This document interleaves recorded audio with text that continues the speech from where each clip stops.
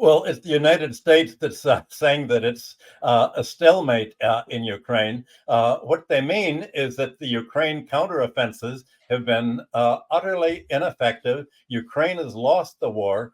And there have been almost all of the discussions that you get, for instance, on Judge Napolitano's interviews, and the European press, the Russian press, the Chinese press. They all say, well, the war is over. Russia can just continue to take however much it wants, but there's no point in Russia trying to take more land right now, because the Ukraine, or rather Mr. Zelensky, is sending all of the Ukrainians he can find, especially the Hungarian Ukrainians, the Russian-speaking Ukrainians, and the Romanian Ukrainians in to fight to get killed. So maybe we can convince Russia, don't mop up, don't lock in your victory. Why don't we just say it's a stalemate and leave things the way they are, since you're winning so strongly? Well, obviously, Russia has already said, we've already given the terms for our peace. Of course, we can negotiate anytime. Our terms are simple: total surrender. We're going to get rid of Nazism. We're going to make sure that Ukraine will never join NATO. And we're going to make sure that the Russian speakers are and Crimea are part of Russia. So anytime you want to negotiate, meaning say yes to our terms, we'll be glad to. But meanwhile, we're just going to sit here. And if you want to send more and more troops in, that's fine. Now, the Americans think that, okay, if Russia isn't taking any more land, it's a tie. But it's really not a tie, because if you read President Putin's speeches and Foreign Secretary Lavrov's speeches, he says, well, Ukraine is only the tip of the iceberg. We're talking about the big picture. The big picture is, for instance, that Russia on January 1st became the lead administrator of the BRICS Plus. And the United States is, meanwhile, losing the fight all over the world. It's losing the economic fight against Russia and China. Russia is increasing its industrial production, not only military, but in the production of aircraft, automobiles. China is growing, and the United States is not. And most of all, Europe is going into a depression led by the collapse of, or I should say, the destruction of German industry as a result of the sanctions against Russia, and also the sanctions that the United States are insisting that Europe impose against China. The United States has told Europe, you really can only trade with us and our NATO allies. We want you to reduce your trade with China to what the head of the EU, Mr. Borrell, has said. He said, well, you know, China, we import a lot more from you than we export. It's got to be even. And China said, well, there are plenty of things we'd like to import from you, Europeans, such as the chip-making etching machinery for ultraviolet etching that's made by Holland. And Borrell says, oh, we can't, the United States won't let us sell you anything that potentially is used in the military. And China says, well, anything that can be used economically can be military, because military is part of the economy. So I guess we're quite happy to agree with you and have balanced trade between China and Europe. We'll just cut back our trade with you to maybe the $100 a year trade that you have to trade with us. So Europe is voluntarily isolating, limiting its trade and investment to the United States, cutting off the trade with Russia, and without Russian gas and oil, you're going to have the German, French, and Italian manufacturing industry, chemical industry, fertilizer industry and agriculture continue to shrink. And so the stalemate that America is talking about really means we're shrinking our allies in Europe. We're losing the third world. And what is happening in Ukraine, fighting to the last Ukrainian, now looks like a similar fight in the Near East, where it looks like there's a similar stalemate, which really has been inflaming the world's global majority and the global South into thinking that this all of a sudden this is something awful. I'll get to that later. But the important thing is that I think the Americans have already realized that they're going to lose the war in Ukraine. And the problem, and as you read the New York Times and the Washington Post, and especially the Financial Times, is if we lose the war in Ukraine, how will Biden win the election in November? Because he's been pushing, his whole policy is we can essentially wreck Russia. Our sanctions are going to lead to the collapse of Russian industry. The Russian people will get so upset with the war, there's going to be a regime change. They'll overthrow Mr. Putin, and we can get another Boris Yeltsin in, who's going to really wreck Russia in the way that our neoliberal advisors were able to wreck it in the 1990s. Well, that hasn't happened. So what's going to happen? Well, the public relations people of the Democratic Party have got together, and they've all decided, okay, what we want to tell the people is, well, it really didn't matter in Ukraine. It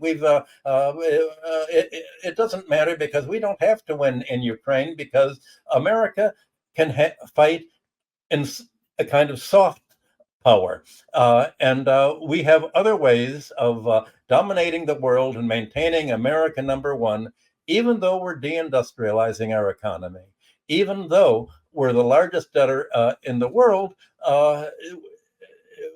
We're going to be able to dominate. And the new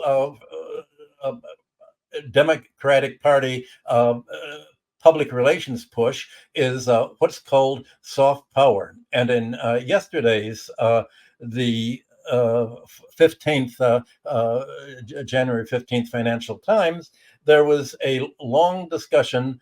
They had a whole page by the man who had been President Clinton's advisor, National Intelligence Council advisor. What is his name again? Joseph Nye. Joseph Nye. Yes. Yeah, for a whole page. And it was Nye who coined the term soft power a few decades ago, when he was arguing with Robert Keohane. He was arguing with people that said Paul Kennedy, who was saying that the Americans were on the decline.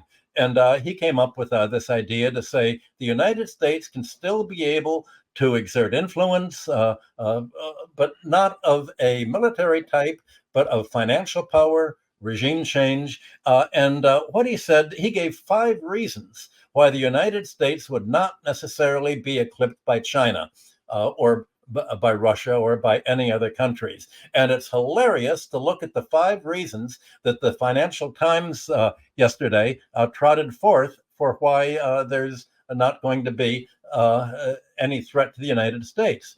The first reason he gave was geography and friendly neighbors.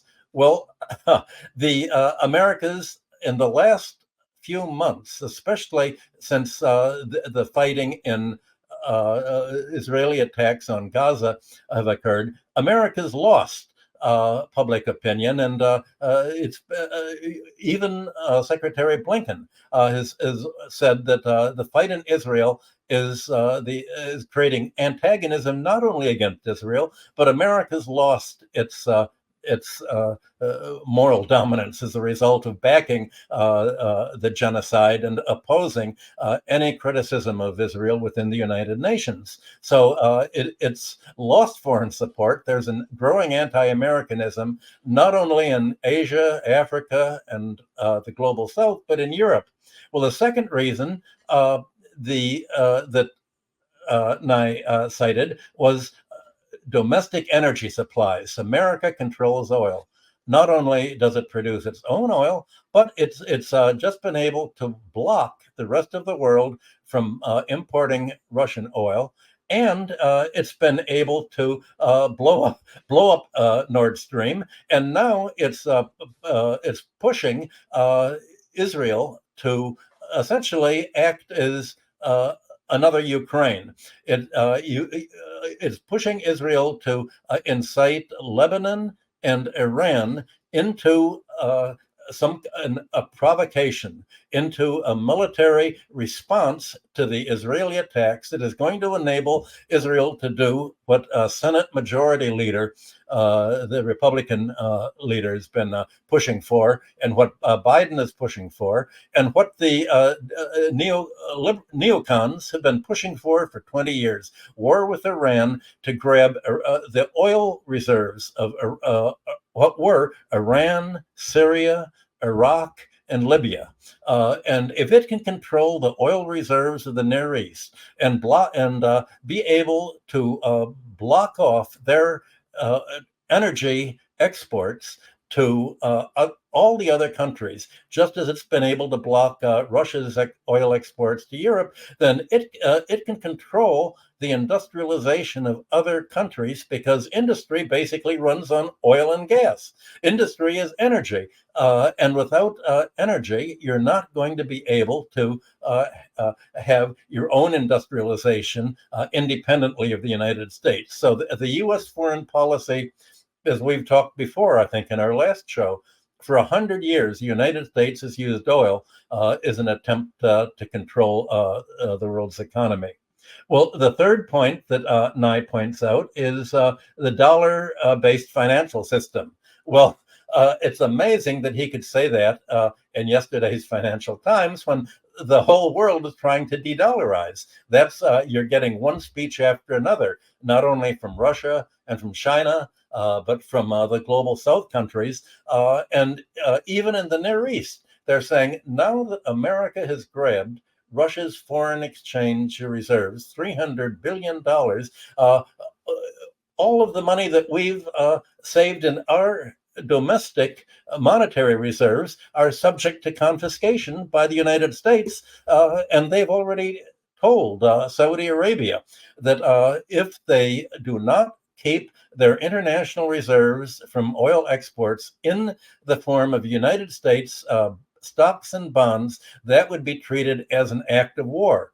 So here in the Near East, you're having Saudi Arabia and Bahrain under increasing pressure to support the Arabs being attacked by Israel, and yet they're afraid to act because the United States is holding their dollars hostage. Well, very quickly, you're seeing other countries move out of dollars as quickly as they can. And finally, the fifth point argument that Nye points out for why America cannot lose is demographic and technological leadership. But that's the one fatal Achilles heel of the United States economy. Its idea of technological leadership is to get monopoly power over information technology, pharmaceuticals, and other areas that it can dominate for intellectual property through copywriting and through essentially suing countries that will adopt the technology that's developed in the United States. Wait one, Danny, can I take a break? Are we able to take a break for a second? For a minute?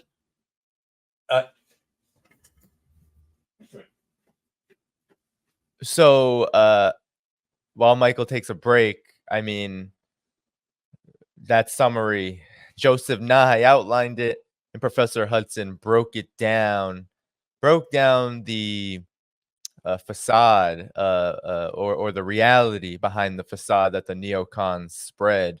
Uh, uh, and what's so interesting about this piece is that, I mean, Joseph Nye, I mean, he is a Carter and then Clinton functionary, someone who served as an undersecretary of state and undersecretary of defense for these administrations. And he is someone who actually has been considered less hawkish. But if we went through this article, you would see that what he is arguing with regard to soft power is actually regime change by other means. And that regime change is heavily connected to the economic realm, as perhaps Professor Hudson outlined so eloquently. There is so many connections to be made. We have a lot of them I'm going to raise with Professor Hudson, including on Russia, Russia being now the biggest economy in Europe by purchasing power parity terms. Also, the China collapse theory. There's new news. There's recent news about China actually surpassing Japan and leading the world now in car manufacturing, and how its electric vehicle production is causing so much alarm. But we have Professor Hudson back. Michael, I wanted to now ask you about a development, given all that you outlined with regard to Joseph Nye's assessment and analysis on soft power and the U.S.'s so-called advantages. I wanted to talk to you about this story here. Vladimir Putin was just meeting with business leaders in the Far East, and he made a claim about Russia now being the biggest economy in Europe by purchasing power parity terms, becoming Europe's first economy despite pressure from all sides. And here's what he said. He said, "It seems that we are being strangled and pressured from every side, but still we are the largest economy in Europe. We left Germany behind and climbed into fifth in the world. China, the US, India, Japan, and Russia. We are number one in Europe." And so there's reports in that conversation with business leaders from the region that Russia is set to grow 3% year on year, and it's likely to be even higher, maybe 4 and 5%. Now, there's also the news, you brought it up, but there is a huge stagnation going on in Europe. In an analysis also in Financial Times, there are 48 economists that talked about the Eurozone set for weak growth this coming year. And the prediction was across these economists, 0.6% on average, with many indicating less than that. And of course, some indicating more, but the vast majority said it was going to be less than half of 1%. So, Michael, your thoughts? How did this happen?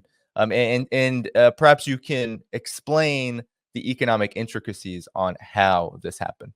Well, we've discussed in the past how it happened. The United States, starting with President Clinton and actually with President Carter, decided to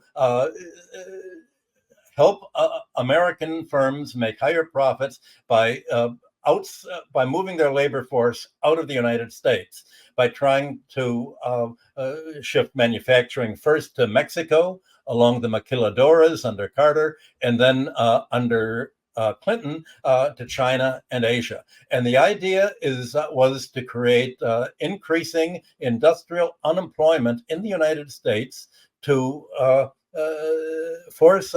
to prevent labor's wages from rising. And the theory that has guided the Democratic Party's economists is, if you can cut wages, there will be higher profits, and higher profits will lead to more prosperity. Well, the reality is that you cut wages by moving your industry outside of the country, by deindustrializing. And that is still the policy that America has taken. And it has replaced industrialization with financialization. to make money financially, hoping that the companies that have now moved out towards China and Asia and other countries are going to be able to have higher profits and essentially become more prosperous for the donor class to the Democratic and also the Republican parties. But what President Putin was talking about was something much more. Russia already, along with China, have begun to produce their own airplanes.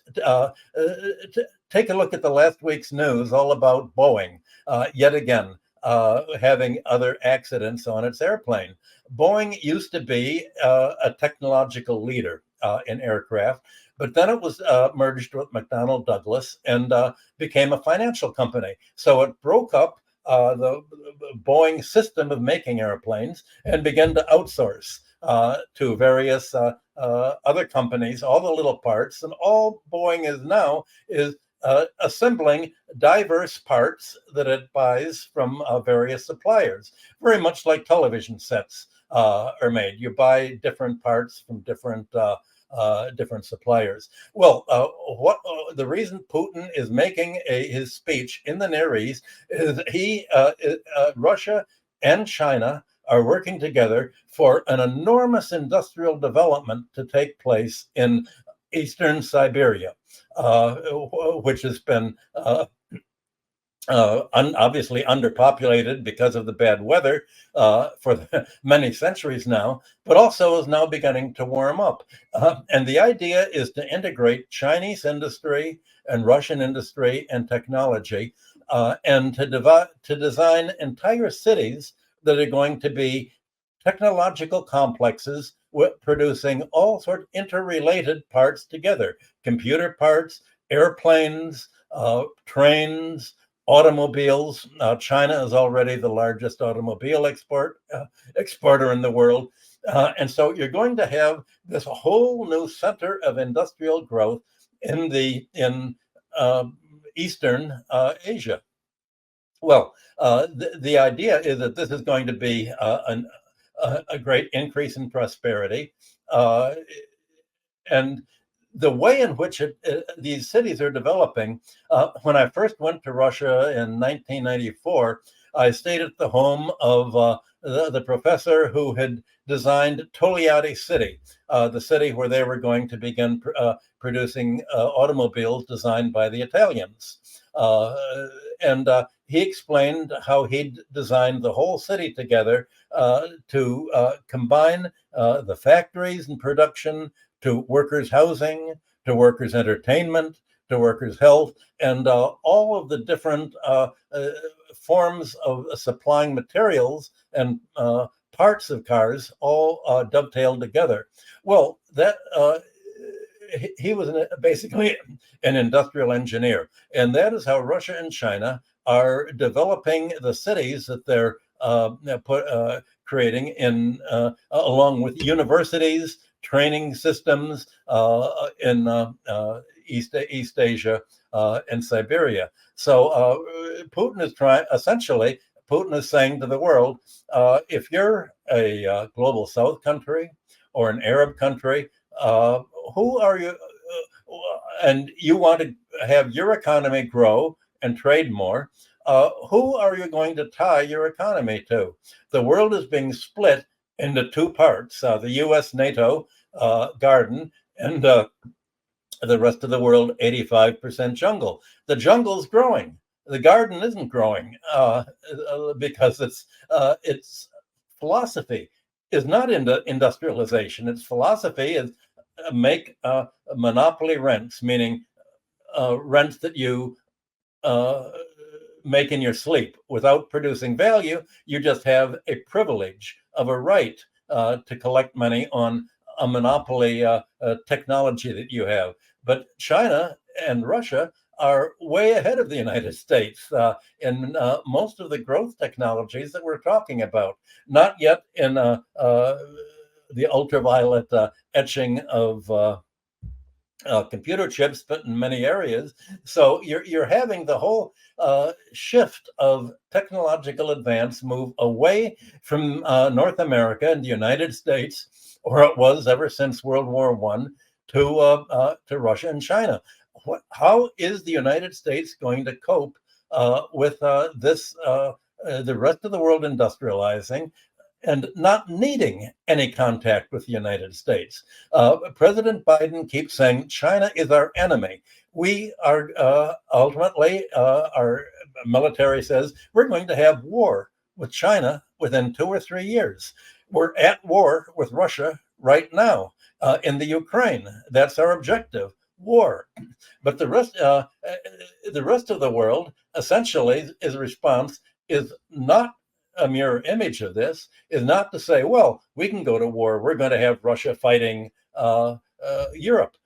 Just in the last few days, you've had numerous American military magazines and especially European spokesman saying if we lose in Ukraine, Russia is going to march right through Poland and Romania, right to retake Germany. It's going to conquer Europe, and maybe it won't even stop in England. Well, that's just nonsense. The reality is that Russia and China don't need Europe anymore. They don't need the United States. Whereas under the Clinton administration, Madeleine Albright says America is the unique country, it's the necessary country. The fact is that the rest of the world not only finds America unnecessary, but America and its NATO allies to be the major threat to their own prosperity. So they're essentially splitting into their own world, and the BRICS group is expanding its trade relations, its investment relations, and especially its financial clearing and monetary operations to be independent of the dollar, de-dollarizing, and certainly independent of the euro, which seems to have no visible means of support right now, and going their own way. Thank you for tuning in to my latest video. I appreciate all of your support. This channel, however, needs your help. I am seeking to make this channel more sustainable in the long term and upgrade necessary equipment to ensure that this work continues onward and makes progress to give you all of the geopolitical analysis that you all deserve. For that reason, I'm asking you to become a member of my Patreon community at patreon.com/DannyDhaiphong. You can find that link in the video description or in the pinned comment below. For whatever amount you choose to give, just know you are supporting independent media that you can't find anywhere else.